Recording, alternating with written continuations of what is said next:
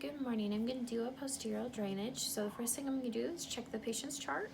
And I'll also check to see if they had x-rays done, to see if chest x-ray, to see kind of where the location is of the drainages, like especially where the secretions are sitting. So when I'm ready and I have all my appropriate PPE to take along with me and my sample cup if I need to take it to the lab, make sure I have all the necessary supplies.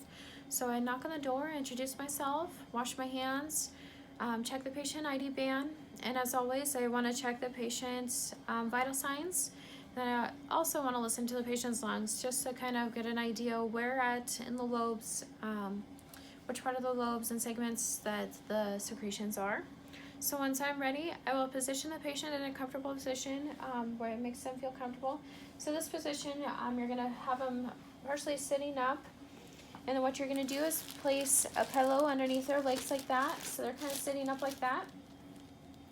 And so when you position the patient, you want to kind of notice any contradictions. So like if they had surgery done, if they've had any broken ribs recently, you don't want to do any percussion like that. If they've had any other complications that can cause issues with me percussing on their chest area. So then when I'm ready, I always check also if they've had a meal.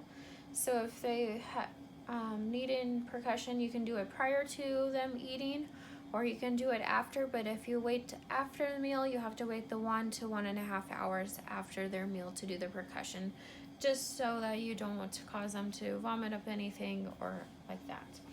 So when you're percussioning on the front, you don't want a percussion in the stomach area, below the ribs or anything, or over the intestines or anything like that, as that can cause complications to there. It can injure them, and you don't want to cause any more complications to the patient. So when you're ready, so if it's a female, you don't want to do it on top of the breast. You want to do it on the side. You don't want to place on top. So if it's a male, you can do it on top, like right there. It should be okay.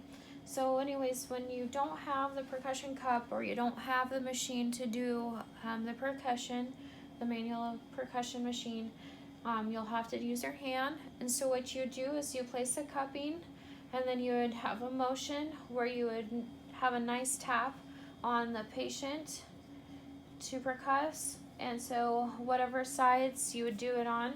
But always when you're doing percussion on a patient, you always need to face the patient, so that for the safety of the patient and to make sure you're watching them at all times, especially if you have the patient lying down on their face, like on their stomach. You want to make sure they're doing okay at all times.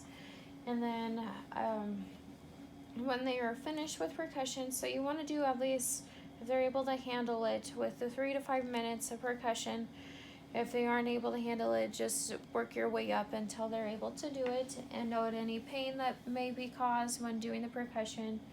And if they cough up anything, make sure you have a basin, or if they need a sample in the lab for this patient, then you'd have a sample cup and with appropriate label on the sample.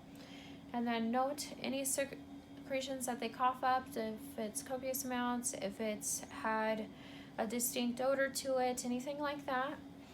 So when you're done with the patient, then you will have them sit up completely, to that way they can cough up any of those secretions that they may need to cough up. But you always have them cough after. So if the patient is not feeling comfortable with doing these different percussions, you can recommend a different therapy to the doctor, such as an acapella, if the patient is able to get the appropriate, be able to do that kind of machine.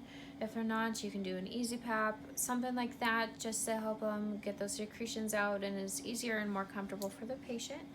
So when you're done, you would remove the pillow, place them back to where they feel comfortable, and as always, remove any PPE, wash your hands, I'd apply another gloving just to reassess the patient, listen to the lung sounds to see if it helped the patient, and then chart down the vital signs.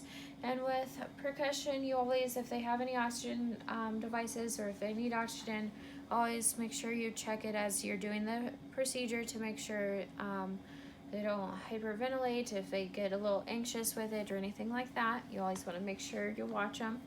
Then I go and chart on the patient's chart to let the doctor know.